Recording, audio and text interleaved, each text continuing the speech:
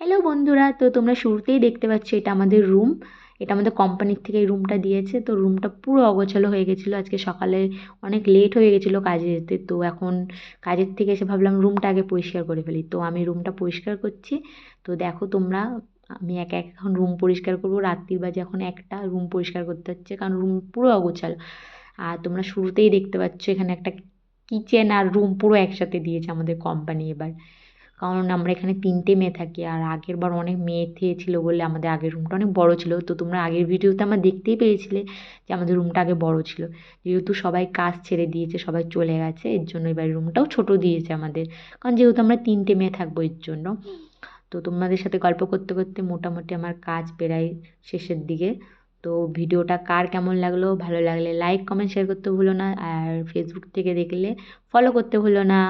রাধে রাধে বন্ধুরা, সবাই সুস্থ থেকো, ভালো থেকো। দেখাবে নতুন ভিডিওতে।